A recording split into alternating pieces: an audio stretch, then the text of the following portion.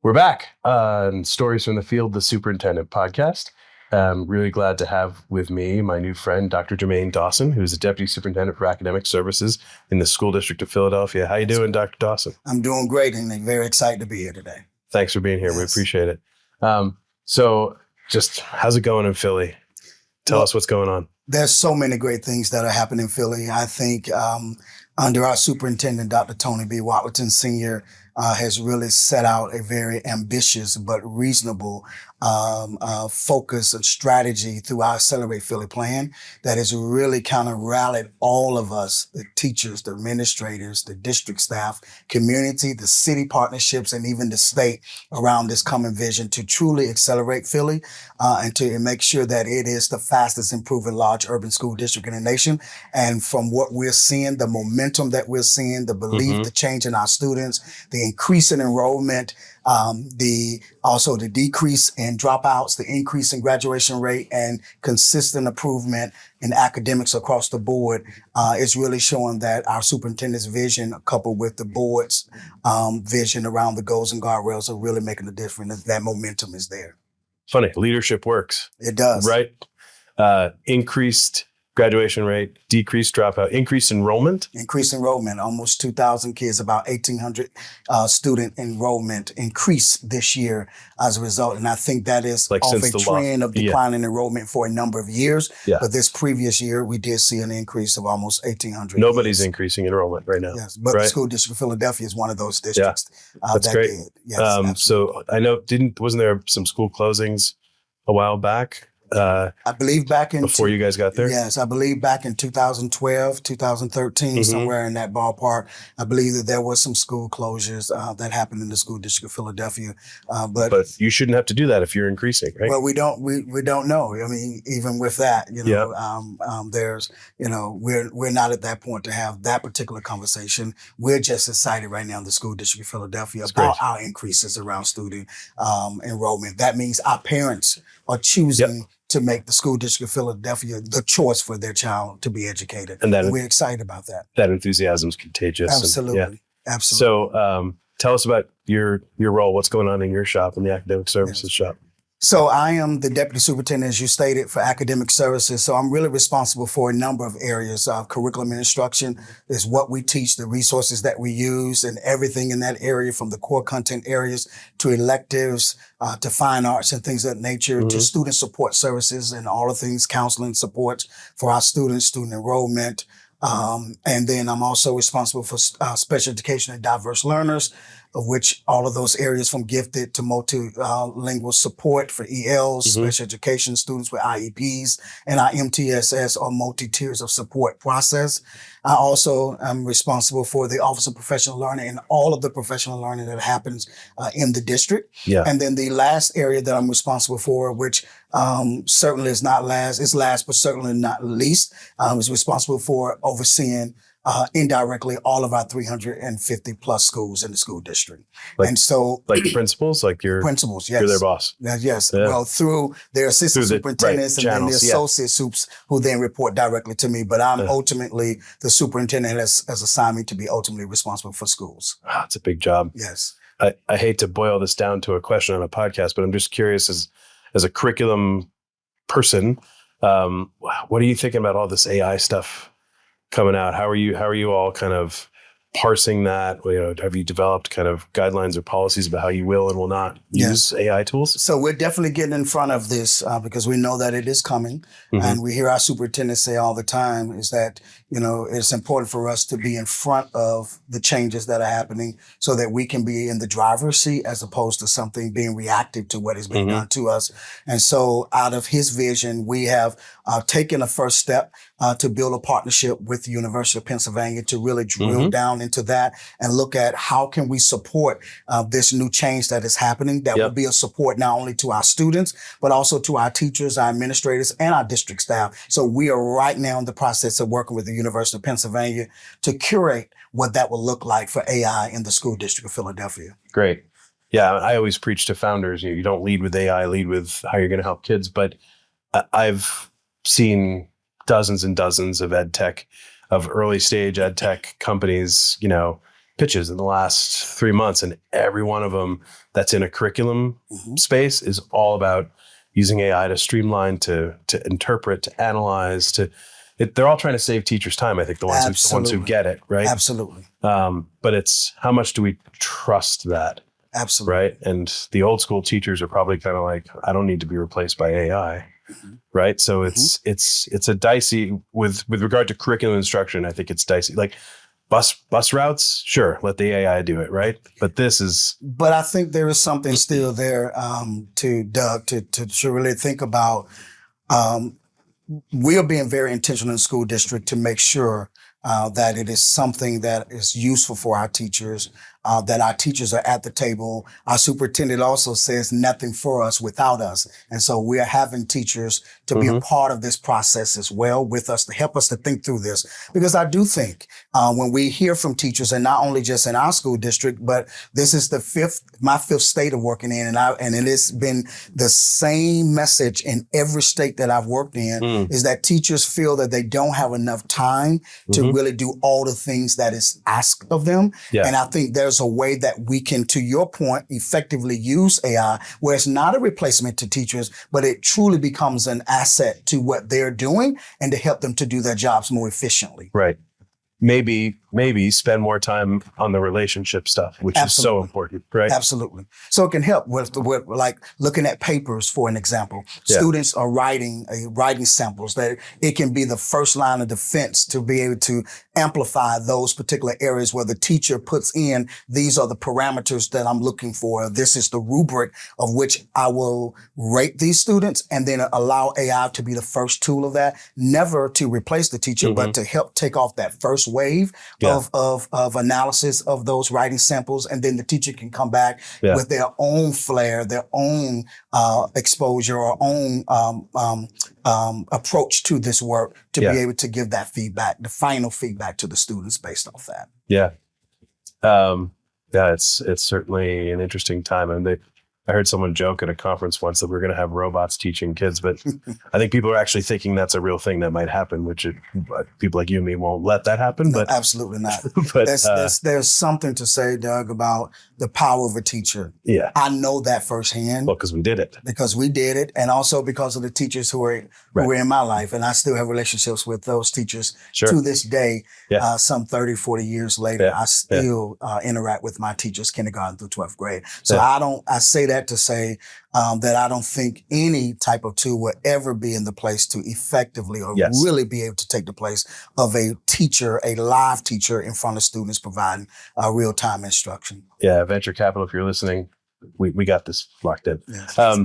So you came from Birmingham Public Schools with our friend Dr. Mark Sullivan. You guys got famous for your COVID sort of response. Tell us about that and how you got featured in Forbes and all that. It's pretty cool. Yes. So I won't say that it was in any one particular thing, and certainly not just me or the superintendent there. It was a collaborative effort of bringing in our community, the mayor's office there, teachers, getting them to the table. And it was a simple approach. It was really looking at the state accountability system. It was really looking at where our data showed where we were at the time, and creating a prescribed specific plan of action for each school, because no two schools were the same.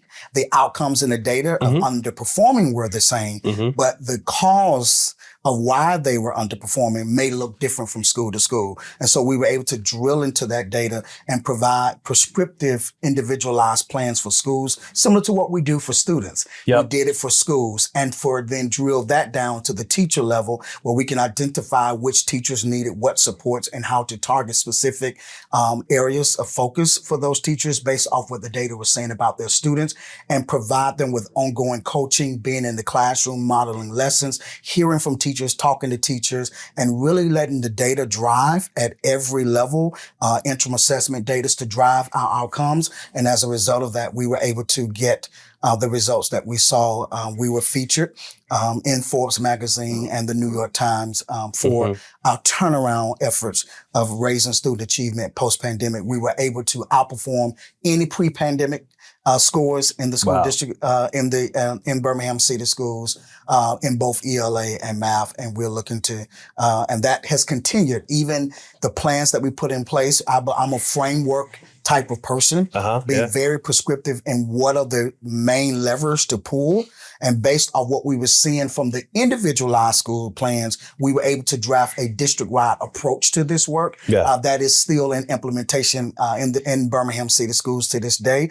And as a result of that, they just sent me a report that their third graders, when I got there, before we put the plan in place, they were like 20-30% students, third graders were proficient. This last year on the state assessment, over 82% of third graders were proficient in reading in Birmingham. And we're working to replicate that same type of plan and results in the school district of Philadelphia, where we're seeing trends of upward outcomes for our students in both math and reading. And I'm very excited about it. That's great. Congratulations. Keep it up. You guys, you've been there 2 years. 2 years, yes. Dr. Watlington's about to finish his third. That's correct. So, the national average is well under 3 years for a large urban school district for a superintendent. So that's, first of all, we got to stop and celebrate that and congratulate you all on the great work. And that's great. And looks like there are going to be more years to come. That's correct. What are you working on what's the next big initiative for you all? Well, the best, first of all, let me just say how excited I am. I was grateful and excited to work with Dr. Mark Sullivan, who's a great superintendent. And I love having him here. And I'm just elated to be with Dr. Watlington. I'm learning so much also from Dr. Watlington. He is a great mentor to watch. How he navigates the district, how he navigates the politics. Philly is, the birthplace of democracy in America, right? And it is a great city, great food, great people. But to see him navigate the mayoral politics there. And let me tell you, I watch him. I just sometimes just sit and just try to take it in to learn how he has brought together the city, the mayor, along with his school, the school board, his supervisors, and the school board president, and he and his team, of which I'm so excited to be a part of, all working in tandem together for one outcome, and that is to accelerate Philly. And just to see his vision come to fruition and to be a part of that vision is just exciting to me. Now, to answer your question about what's on the horizon, we're doing a number of things based off the Accelerate Philly plan that the superintendent has put in place. One of those is that he wants to make sure that we build from within. We know that, and you'll hear him say this a lot, that there has been a 700% decline in the number of teachers who are becoming educators in the Commonwealth of Pennsylvania. There's a huge decline over the last year, about 70%. And so that means we're going to have to do some more innovative things with what we have, to use what we have to get what we need. And so we've built out under his vision, a grow your own pipeline program for those who are in teacher assistant, or what we call paraprofessional roles, to become educators in the school district. That's working. We're also building a pipeline for those who are teachers who want to get into administration.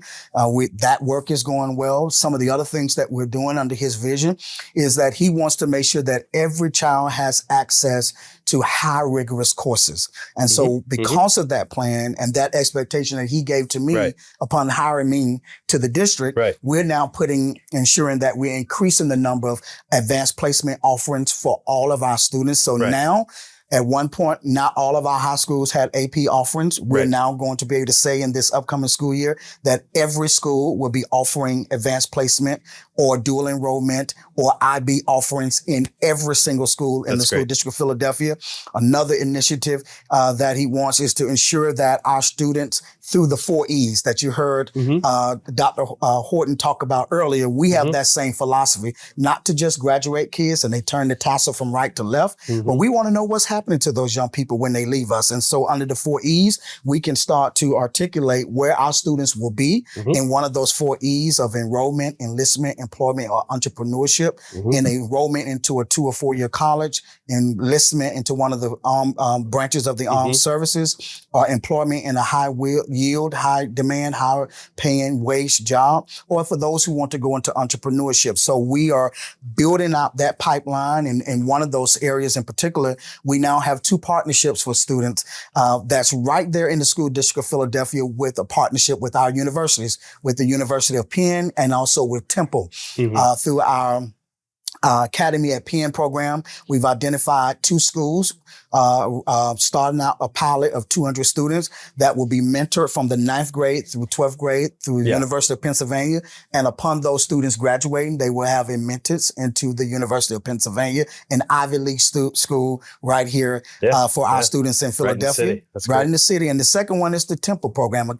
Our program, the program at Temple, will allow those students starting in the 7th grade to get the same level of mentorship. And after matriculating through, they will have access into Temple. And then the last one that I would talk about certainly is more than just these 3, but for the sake of time, I will only list these 3. It's our Best by 11th program, where we're building out a partnership to ensure that every school, middle school, or school that's offering 8th grade will have opportunities for their students to be able to take algebra. We don't believe in just moving students by age. We believe in moving students by stage. And so if the student is ready, let's not hold them back. Let's get them as early as possible to get access to those high rigorous math courses that will set them up on the trajectory. And why is that so important? Because if the students can start taking those AP and dual enrollment courses in high school, then that will then alleviate the number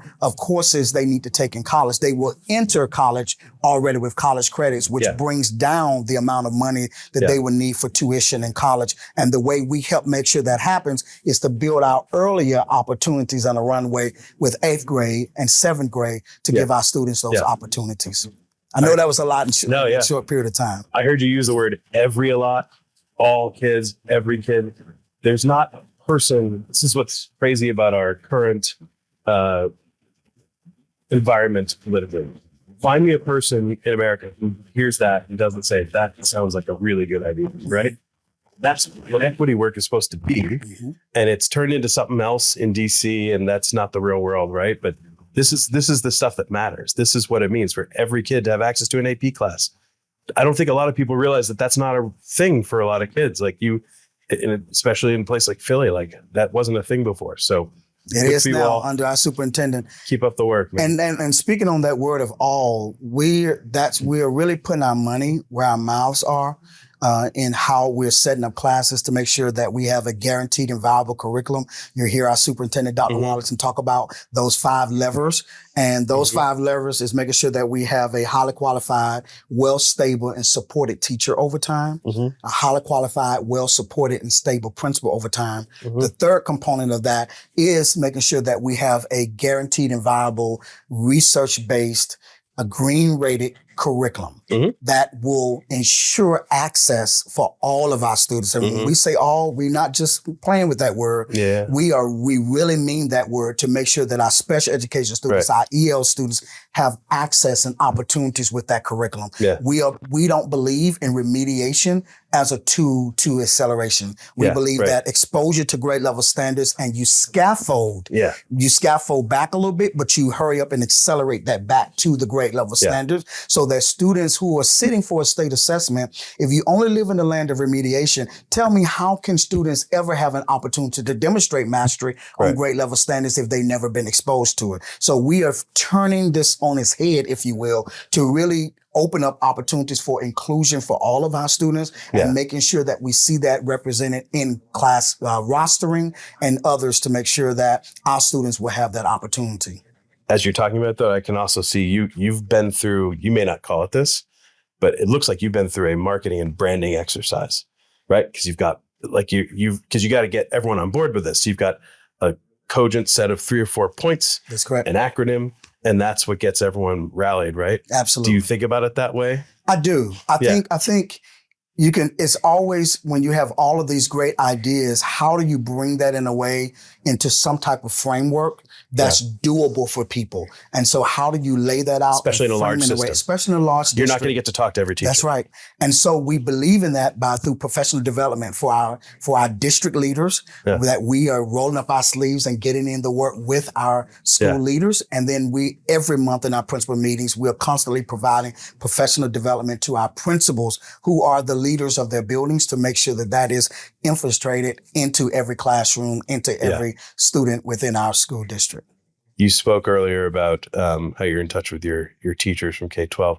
Talk to me about great mentors you've had in your career, and you're working now and have just worked with two of the best I know. But how has mentorship kind of helped you get on this path? Well, definitely. So for me, I've had great mentors. What many don't know is I grew up in inner city Atlanta. I actually was homeless. Wow. I actually slept on porches. I actually ate out of trash cans. And it was my teachers all the way back in elementary school, Miss Troop, Miss Willis, in APS? Miss Howard in APS, who started that trend in second and third grade. Miss Flemister. Looking out for I can call all the teachers' names. Miss Stevenson from kindergarten. That was just giving you a list of all of my teachers, third through fifth grade, kindergarten through fifth grade, who I've had a relationship with, who would tell me every day when I was being teased by the kids because I had holes in my shoes, or I had to borrow my cousin's clothes who was much older than me. And the kids would tease me about having large clothes. And I remember, Doug, give you this one example. That taught me the resilience of being able to give back, right?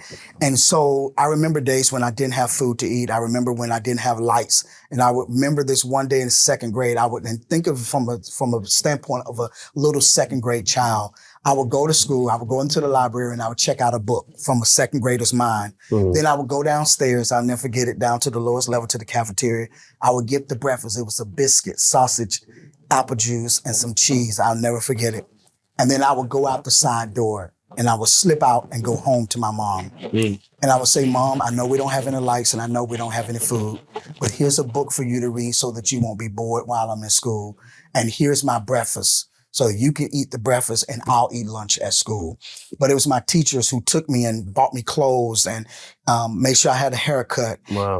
And said to me, you can be anything you want to be. And that carried on into high schools where I had great mentors. And then that led to me being mentored by the first African-American mayor of Atlanta, Maynard Jackson, who's the airport is half named after, Hartsfield-Jackson International Airport. He was a mentor in my life from high school when he was the mayor, would bring me back after events to the projects. After we've been in a black tie event, he would bring me home personally. That's cool. To the housing project.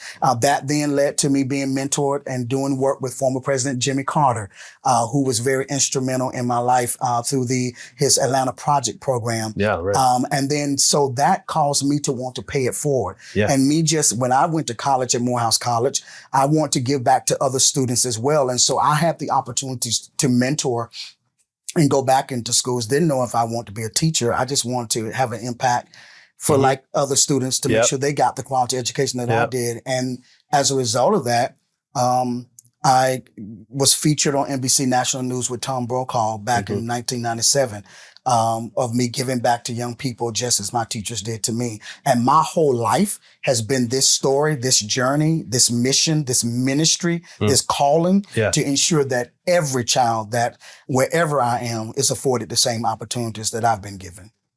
Good on you. That's awesome. Keep leading. Keep up the great work. I have one last question for you. Sure.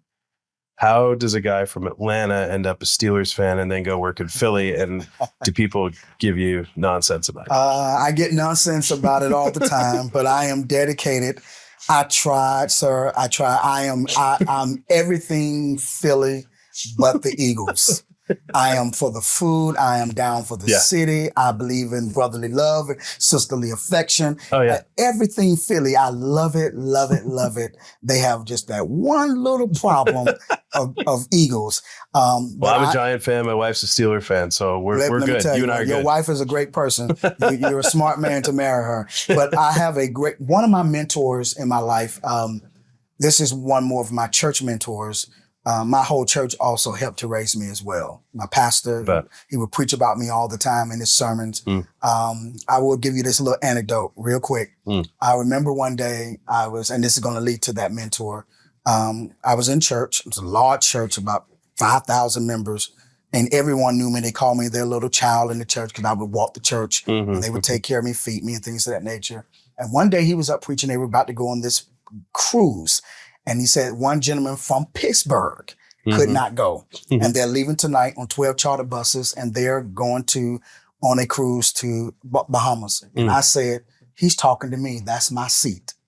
So I went back home, walked home, called my mom, went to the neighbor next door, and I said, I'm going on a cruise tonight. Can I borrow a suitcase? And she let me borrow a suitcase. And the people in the neighborhood, they all, I guess saw ambition in me and they just trusted me. Sure. So I got a suitcase, put my cousin who was living with us, borrowed clothes in a borrowed suitcase, went to the neighbor on the other side, said, I don't have the money to get on the bus, but I'm about to go on a cruise. So I got borrowed money for the borrowed suitcase with the borrowed clothes, got on the bus, went down to the church, got on one of the chartered buses, drove all the way to Miami. Everybody was checking in on the ship. And the lady said, what about this little boy right here? I was 11 years old. Oh, come on. Really? I was 11 years old.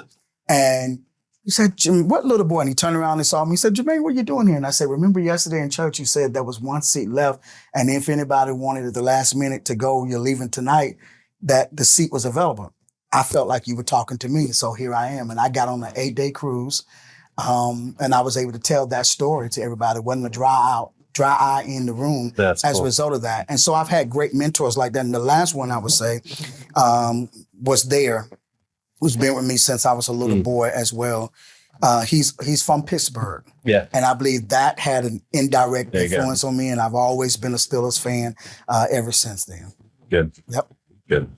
Well, this has been great talking. I can talk to you all day, but really glad you're here. Really glad Philly's in the building, and look forward to watching what happens with your career. And thanks for all your leadership. Thank you. Thanks for I hope I didn't go too long for you. You're all good. Okay. Thank you. Appreciate it. Thank you, sir. All right. Yeah.